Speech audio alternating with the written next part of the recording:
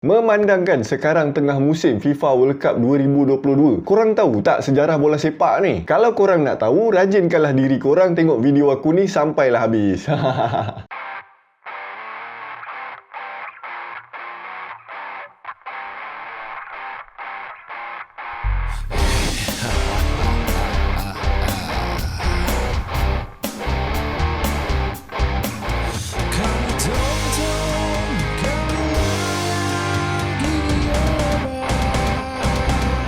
Assalamualaikum dan salam Melaka bersejarah. Apa khabar semua yang sedang menonton video aku hari ini? Aku harap korang dikurniakan kesihatan yang baik. Memandangkan sekarang tengah musim FIFA World Cup 2022, hari ini aku nak cerita sejarah yang berkaitan dengan bola sepak. Walaupun aku ni bukanlah peminat bola sepak, tapi demi nak support minat korang, aku buatlah satu. Tapi kalau ada kesilapan dekat mana-mana, aku nak minta maaf awal-awal sebab macam aku cakap, aku ni bukan peminat bola sepak. Sejujurnya, bagi aku bola sepak adalah sukan yang membosankan. Dah, tak payah nak mukadimah panjang-panjang. Jom kita teruskan cerita kita hari ni. Aku nak mulakan dengan sejarah bola sepak dunia. Menurut kajian daripada artifak dan tradisi turun-temurun menunjukkan bahawa bola sepak telah dimainkan di zaman purba Mesir, Greek, Rom dan China. Bola sepak ini dikatakan bermula pada zaman purba Mesir. Kenyataan ini dibuktikan dengan penemuan bola yang diperbuat daripada linen di dalam makam masyarakat Mesir yang berusia 2500 tahun sebelum Masihi. Ada sebahagian bola yang dijumpai diperbuat daripada usus atau kulit binatang untuk menambahkan lantunan pada bola. Teori sejarawan mengatakan masyarakat Mesir purba bermain permainan seakan bola sepak semasa pesta menyambut kelahiran bayi. Masyarakat Mesir pada zaman itu akan membalut bola mereka dengan kain yang berwarna cerah dan menyepak bola tersebut ke tanah untuk meraihkan kemewahan yang ada di bumi. Jadi korang boleh bayangkan tak macam mana Firaun main bola sepak? Kemudian pada zaman tamadun Greek, permainan ini dikenali sebagai episkiros dan diiktiraf oleh FIFA sebagai permainan seperti bola sepak terawal yang pernah dimainkan. Episkiros dimainkan dengan menggunakan bola yang lebih kecil oleh dua pasukan dalam satu kawasan segi empat tepat yang ditandakan sempadan dan garisan tengahnya. Objektif permainan ini ialah membawa bola melepasi sempadan belakang pasukan di mana para pemain akan bertukar-tukar hantaran. Cara permainan ini mirip kepada cara permainan rugby, American football dan Calcio Fiorentino di Itali. Permainan ini kekal popular selama 700 ke 800 tahun, tetapi penggunaan kaki dalam permainan belum cukup meluas ketika itu. Seterusnya, di zaman purba Rom, permainan ini dikenali dengan nama harpastum yang dipercaya diadaptasi dari permainan episkiros daripada Greek. Permainan ini fokus kepada permainan fizikal yang sangat ganas, di mana mereka akan mengawal bola menggunakan tangan, kaki dan tongkat. Permainan ini tiada peraturan, strategi atau taktik, maka dengan itu tiada pengadil yang terlibat dalam permainan. Oleh kerana permainan ini tiada peraturan, jadi ramailah pemain yang mengalami kecederaan. Objektif utama permainan ini hanya untuk mendapatkan bola dan memastikan bola sentiasa berada di kawasan sendiri. Permainan ini menjadi sangat popular dan disenaraikan sebagai salah satu sukan dalam sukan Olimpik ketika itu. Selain daripada harpastum, terdapat satu lagi permainan bola sepak yang dimainkan di jalanan. Seorang ahli falsafah Rom yang bernama Marcus Tullius Cicero mengatakan permainan ini didominasi oleh remaja lelaki. Mereka akan berlari sambil menendang bola mengelilingi seluruh bandar. Cicero juga telah menulis satu insiden tentang kecuaian pemain yang membawa kepada kematian. Kejadian ini berlaku ketika mereka secara tidak sengaja telah menendang bola ke arah tukang gunting yang ketika itu sedang mencukur jambang seorang pelanggan. Tukang gunting tersebut telah hilang kawalan ke atas pisau cukurnya dan telah memotong kerongkong pelanggannya. Bahaya betul bola sepak ni sampai boleh bawa kematian. Selepas itu, permainan yang dikenali dengan nama Suchu atau Chuju atau Zukyu merupakan permainan bola sepak yang terkenal di China. Walaupun permainan itu dikatakan telah bermula lebih awal ketika zaman dinasti Han, tetapi permainan tersebut mula popular di zaman dinasti Song pada tahun 960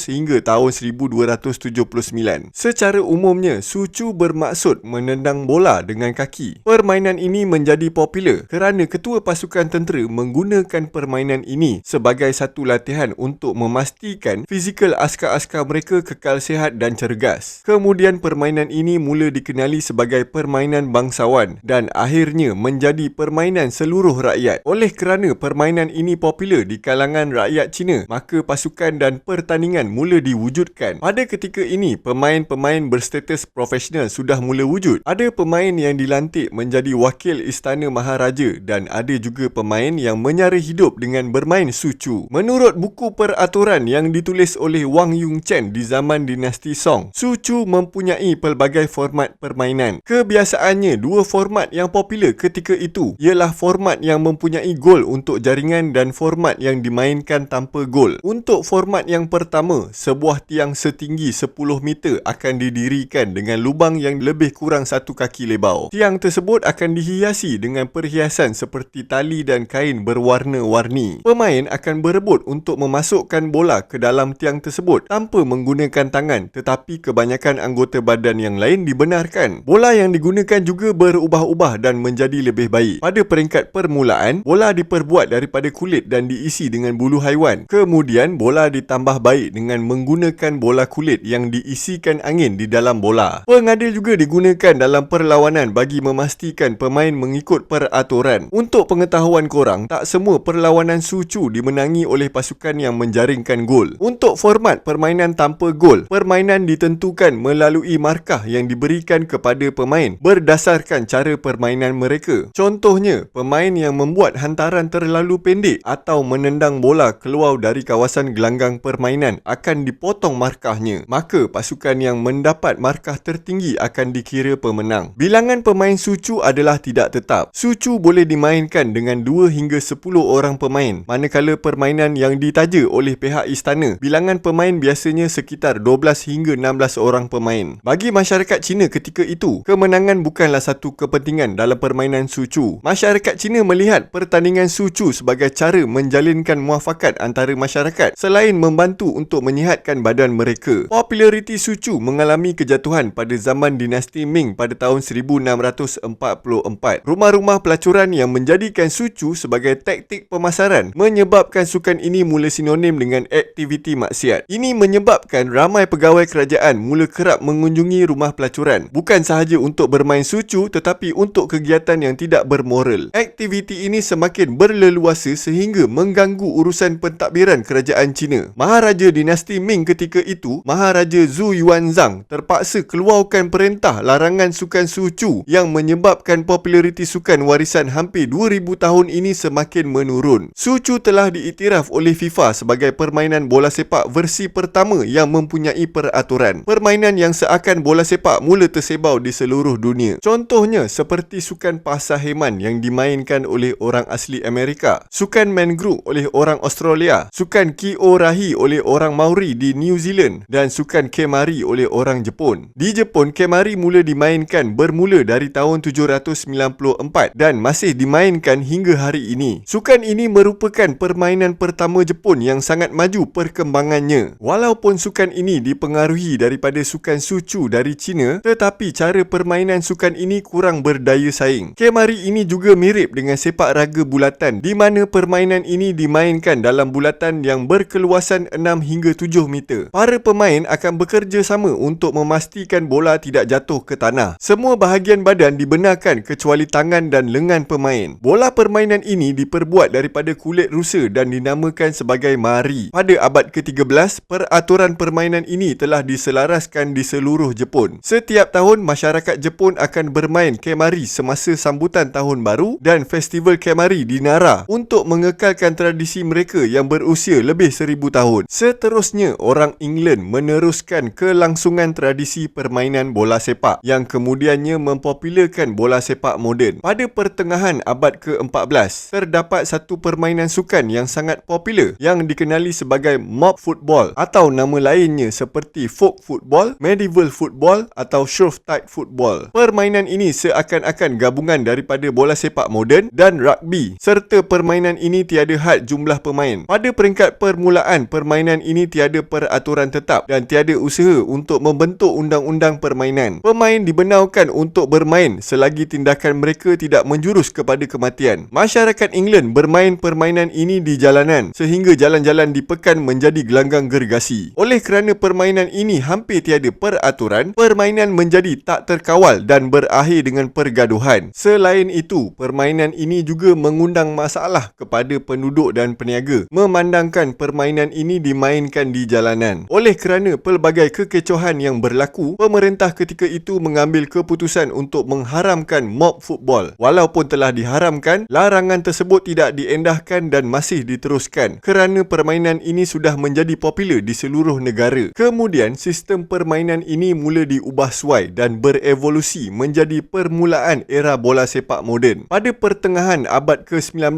sukan ini telah sebati dalam budaya rakyat di England, maka wujudlah kelab-kelab bola sepak seperti Sheffield United FC. Oleh kerana bola sepak dimainkan secara meluas, kelab-kelab bola sepak yang ada pada abad ke-19 mula mencipta peraturan bagi memastikan permainan dimain secara adil dan jujur. Bermula tahun 1860, peraturan mula digunakan untuk mengawal permainan dan kekasaran di padang. Boleh dikatakan setiap kelab mula membuat peraturan mereka sendiri. Maka timbul pula masalah lain di mana setiap kelab akan bermain dengan peraturan yang mereka tetapkan sendiri. Setiap kali perlawanan antara dua pasukan berbeza, berlakulah pertikaian berkenaan peraturan mana yang patut digunakan dalam perlawanan. Akhirnya masalah ini diselesaikan pada tahun 1863 apabila 12 kelab bermesyuarat di London untuk membincangkan peraturan umum ketika perlawanan. Antara hasil daripada mesyuarat itu ialah penggunaan sistem kad merah dan kad kuning untuk menghukum pemain. Peraturan yang dicipta ketika itu merupakan asas kepada peraturan bola sepak moden yang digunakan hari ini. Selain itu, mereka juga bersepakat untuk mewujudkan badan pentadbiran yang dipanggil Football Association atau Persatuan Bola Sepak untuk mengawal selia perlawanan. Disebabkan peristiwa ini juga, wujudnya sukan rugby di mana mesyuarat bersetuju untuk melarang sistem membawa bola dengan cara melanggau dan menendang pemain lain. Oleh kerana tidak bersetuju dengan peraturan tersebut, maka Blackheath FC keluar daripada persatuan dan bertukar menjadi kelab rugby untuk meneruskan tradisi permainan rugby seperti yang dimainkan pada hari ini. Pada tahun 1872, pertandingan pertama Piala Persatuan Bola Sepak telah diadakan. Pada tahun 1887, 128 kelab telah menyertai persatuan dan akhirnya peraturan bola sepak telah diseragamkan di seluruh negara. Pada peringkat permulaan, persatuan menetapkan bahawa pemain mesti amatur dan tidak menerima gaji. Namun, perkara ini menjadi isu besar pada tahun 1870 apabila beberapa kelab telah mengenakan bayaran tiket kepada penonton memandangkan sukan itu semakin popular. Pemain kelab berasa tidak adil dan mula menuntut pampasan untuk masa latihan dan permainan mereka. Akhirnya, persatuan memutuskan supaya kelab-kelab bola sepak membayar pemain mereka dan seterusnya bola sepak menjadi sukan profesional. Dari England, bola sepak mula tersebar dan terkenal dengan meluas ke negara Eropah yang lain. Liga bola sepak mula muncul di seluruh dunia seperti liga di Belanda, Denmark, Chile, Switzerland, Belgium, Itali, Jerman, Uruguay, Hungary dan Perancis. Apabila sukan bola sepak tersebar luas di negara Eropah yang lain, Persatuan Bola Sepak di England mula mengadakan pelbagai mesyuarat untuk membina satu badan antarabangsa, tetapi usaha itu dilihat tidak melakukan sebarang kemajuan. Akhirnya, negara-negara Eropah yang lain bergabung untuk membentuk badan pentadbiran yang menyelia perlawanan antarabangsa. Maka terciptalah Persekutuan Persatuan Bola Sepak Antarabangsa atau Federation International de Football Association atau singkatannya FIFA. FIFA dibentuk di Paris pada 21 Mei 1904 dengan 7 ahli iaitu Belgium, Denmark, Perancis, Belanda, Spanyol, Sweden dan Switzerland dan kemudian Jerman turut serta pada hari yang sama. Robert Guerin telah dilantik menjadi Presiden FIFA yang pertama. Pada tahun 1906, FIFA mengadakan pertandingan pertamanya tetapi tidak berjalan dengan baik disebabkan beberapa faktor seperti faktor ekonomi. Maka Presiden FIFA telah digantikan dengan Daniel Burley Woolfall dari England. Kemudian pertandingan bola sepak Olimpik 1908 diadakan di London dan lebih berjaya walaupun disertai oleh pemain bola sepak profesional yang mana bertentangan dengan prinsip pengasas FIFA. Keahlian FIFA mula berkembang ke luar Eropah dengan permohonan Afrika Selatan pada tahun 1909, Argentina pada tahun 1912 dan Amerika Syarikat pada tahun 1913. FIFA mengalami fasa kejatuhan semasa Perang Dunia Pertama di mana kebanyakan kebanyakan pemain dihantau untuk berperang dan perjalanan untuk permainan antarabangsa menjadi terhad. Selepas perang dan kematian Woolfall, FIFA diambil alih oleh Setiausaha Agung kedua iaitu Karl Anton Wilhelm Hirschman dari Belanda. Namun, negara-negara ahli tak nak menyertai pertandingan yang dianjurkan FIFA pada ketika itu kerana tak mahu berlawan dengan negara musuh semasa Perang Dunia Pertama. Kemudian, Jules Rimet telah dilantik menjadi Presiden FIFA yang ketiga dan berjaya menganjurkan pertandingan Olimpik pada tahun 1921 walaupun tak disertai oleh England dan Scotland. Oleh kerana kejayaan ini, buat pertama kalinya FIFA mula mempertimbangkan berkenaan kejohanan Piala Dunia pada tahun 1928. Akhirnya, kejohanan Piala Dunia FIFA yang pertama diadakan pada tahun 1930 di Uruguay kerana Persatuan Bola Sepak Uruguay bersifat profesional dan menawarkan untuk membayar semua kos perjalanan. Walau bagaimanapun, keputusan Jules Rimet berkenaan lokasi tuan rumah untuk kejohanan Piala Dunia pertama mendapat banyak kritikan daripada negara-negara Eropah. Kebanyakan negara mengkritik berkenaan pemain mereka yang perlu keluar negara selama 3 bulan. Seterusnya tidak dapat menghadirkan diri dalam kejohanan domestik negara masing-masing. Selain itu, jarak yang jauh sehingga memerlukan perbelanjaan besar juga menjadi punca memandangkan negara-negara Eropah sedang mengalami krisis ekonomi selepas perang. Akhirnya, hanya Perancis, Belgium, Romania dan Yugoslavia sahaja yang menghantau pasukan untuk bersaing selepas dipujuk oleh Jules Rimet. Jules Rimet pergi ke Uruguay bersama pasukan Eropah yang bersaing dengan kapal penumpang yang bernama Conte Verde. Piala Dunia FIFA yang pertama dimenangi oleh negara tuan rumah dan kejohanan tersebut dianggap berjaya. Maka, rancangan untuk kejohanan Piala Dunia FIFA seterusnya terus dilakukan dan diadakan pada tahun 1934 di Itali. Pelbagai halangan yang berlaku dalam proses penganjuran kejohanan Piala Dunia disebabkan jarak yang jauh dan perang yang berlaku. Kejohanan Piala Dunia FIFA pada tahun 1942 yang sepatutnya diadakan di Jerman dan tahun 1946 di Brazil telah dibatalkan kerana Perang Dunia Kedua yang meletus. Selepas Perang Dunia Kedua, kejohanan Piala Dunia meneruskan semula tradisi dengan penganjuran setiap 4 tahun. Kejohanan Piala Dunia FIFA pada tahun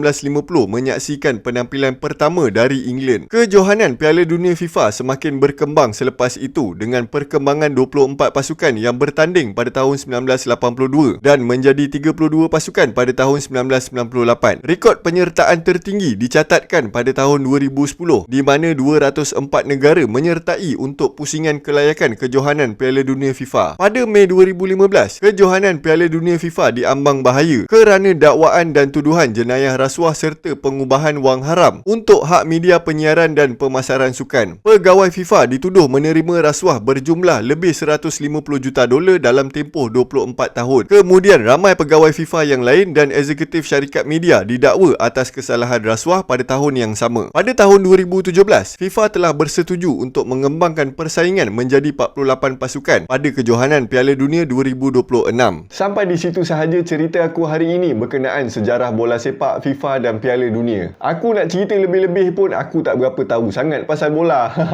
Memandangkan Ahad ni game final FIFA World Cup 2022 di antara Perancis dengan Argentina. Cuba korang komen sikit, korang ni penyokong tim mana dan korang rasa siapa yang akan menang. Aku nak tengok juga penyokong mana yang paling kuat.